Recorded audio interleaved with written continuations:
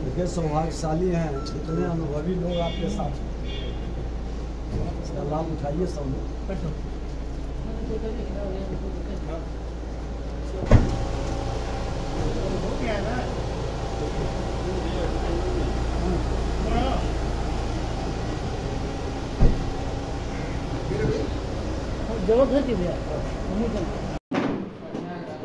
सभा का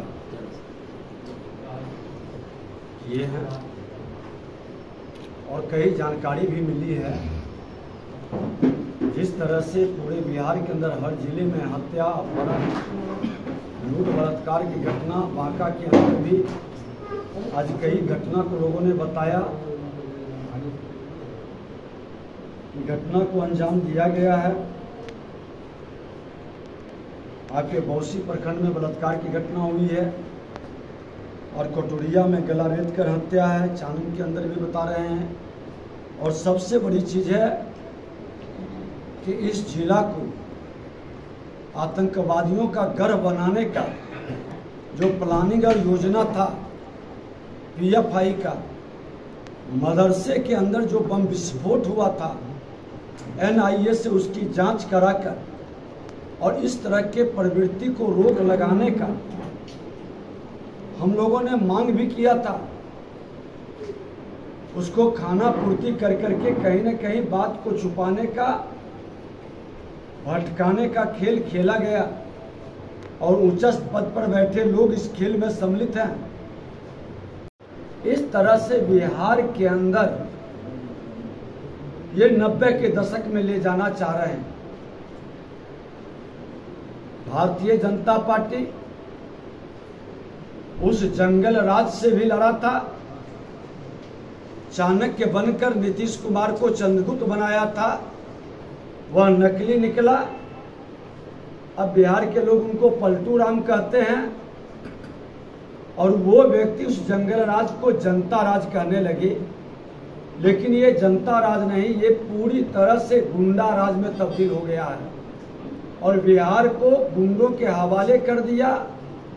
कुर्सी के लिए सभी समझौता कर लिए हैं और सिद्धांत विहीन राजनीति करने वाला व्यक्ति कभी भी जो बिहार के अंदर जनादेश नहीं प्राप्त कर सका, लोगों के विश्वास नहीं ले सका, अपने बलबूते सरकार नहीं बना सकी, वो देश की राजनीति कभी नहीं कर सकता है और ऐसे लोग कभी विश्वसनीय नहीं होते हैं। इन पर किसी को विश्वास नहीं होगा। अच्छा, बांका में जो बम विस्फोट मदरसा में हुआ था, उसकी एनआईए की जांच की मांग कर रहे हैं। इसका कहना नहीं है। नेता प्रतिपक्ष के नाते सदन में पूरी हंगामा हुआ, सड़क तक हंगामा हुआ और हम लोगों ने कहा कि उस अनाथ बच्चे और विधवा का क्या दोष है जो आपके नाकामयाबी के कारण, अकर्मण्यता के कारण, आपके करप्शन के कारण जहरीली शराब जिले के अंदर पहुंचती है, पुलिस के संरक्षण में बढ़ती है। मुआवजा उनको मिलनी चाहिए और उसी को मुआवजा नहीं, पुलिस की गोलियों से जो निर्दोष मारा जाता है, सरकार स्पीडी ट्रायल चलाकर उनको भी मुआवजा दे, रोजगार में प्राथमिकता दे। क्योंकि पूर्ण शराबबंदी सिर्फ बिहार में लागू है और जब हम पूर्ण शराबबंदी की बात कर रहे हैं तो हमारी सरकार की जिम्मेवारी है और अगर जो विफल हो रही है तो सरकार को इसके कारण मुआवजा देना चाहिए हर हाल में। देखिए, जब जब सरकार और सत्ता में अपराधियों और भ्रष्टाचारियों की जमात बैठती है तो अपराधी भ्रष्टाचारी का मनोबल बढ़ जाता है। आपने देखा सदन के अंदर कि इजराइल मंसूरी उनके कैबिनेट मंत्री हैं और उन पर हत्या का आरोप लगाया, एफआईआर होने नहीं दिया और उनका मनोबल बढ़ गया तो उन्होंने उसके परिवार को धमकी दिया कि अभी बेटा को मारे हैं, अब तुम्हारा दामाद को मारेंगे, केस उठा लो। और मुख्यमंत्री सारे कागजात सबूत लेने के बाद भी मौन रह गए, कुर्सी के लिए डरकर सदन छोड़कर भाग गए।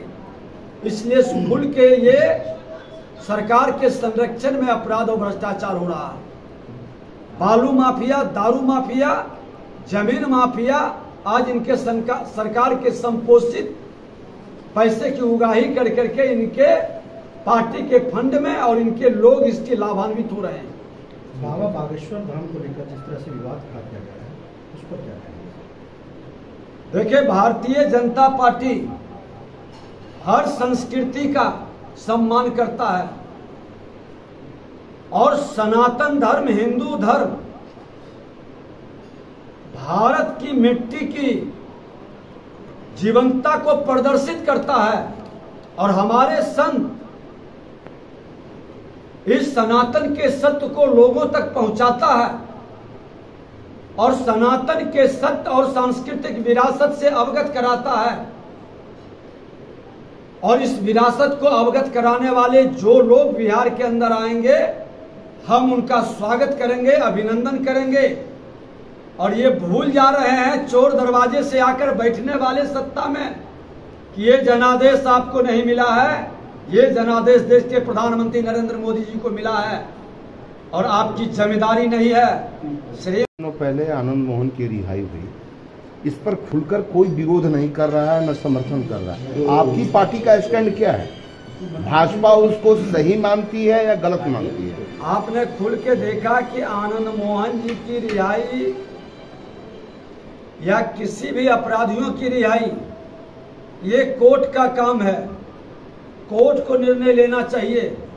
सत्ता में बैठे लोग राजनीतिक लाभ के लिए जिस तरह के 2 दर्जन से ज्यादा कुख्यात अपराधियों को छोड़ा गया, हमने इसका घोर विरोध किया है और भाजपा का स्टैंड साफ है कि अपराध भ्रष्टाचार का कभी भाजपा समर्थन नहीं की है और अपराधी और भ्रष्टाचारी का मैं हमेशा विरोध किए हैं। उसके विरुद्ध हमारी लड़ाई जारी रही है, कल भी था, आज भी है, कल भी रहेगा। ऐसे लोग के साथ मेरी कोई सहानुभूति नहीं है। ये तो सजायाफ्ता है, मैंने गया था उसके सुपुर्द करने के लिए, उसके बाद क्या प्रक्रिया हुई, आज तक सदन के अंदर भी ये मामला उठा था, लेकिन सरकार का कोई रिपोर्ट और जवाब नहीं आया था।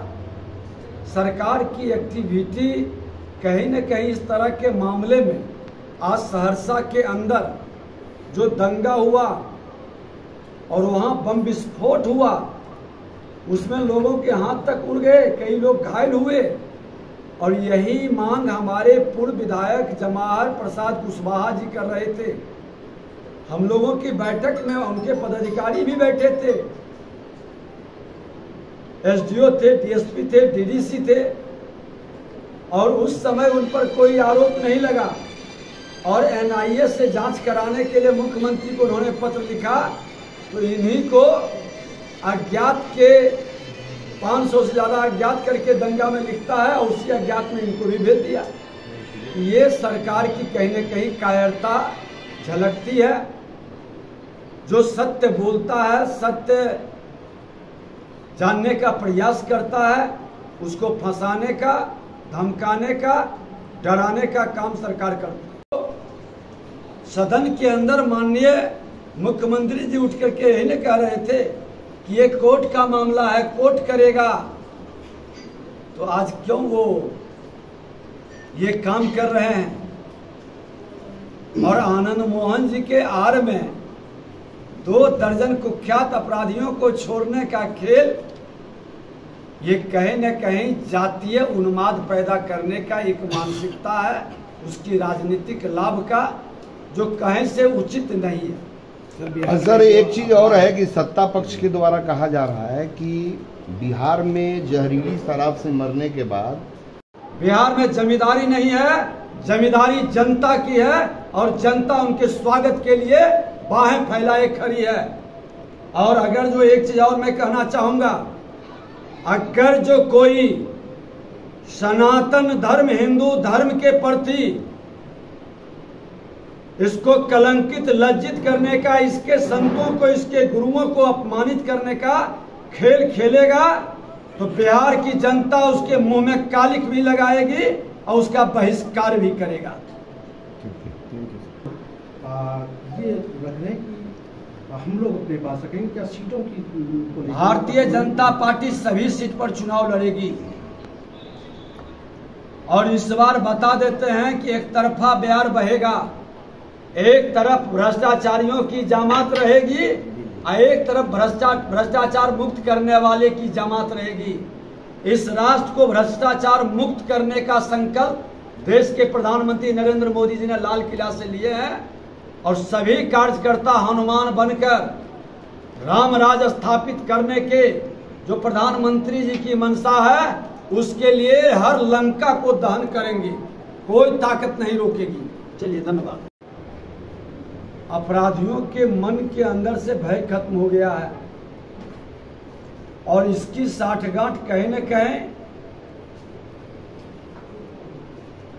आतंकवाद उग्रवाद के साथ भी जुड़ता है, उसका मनोबल बढ़ता है और ये सरकार पूरी तरह से राजनीतिक अस्थिरता का शिकार हो गया है। और जब जब कोई सरकार राजनीतिक अस्थिरता का शिकार होता है, अपराध भ्रष्टाचार चरम पर पहुंचता है, जिसके कारण बांका सहित पूरे बिहार के अंदर यही वातावरण बन रहा है। और इससे भटकाने के लिए ये लोग धार्मिक उन्माद, जातीय उन्माद पैदा करने का कई षड्यंत्र कर रहे हैं। कर चले मन से उजाला कर चले, एक अमर उजाला कर चले।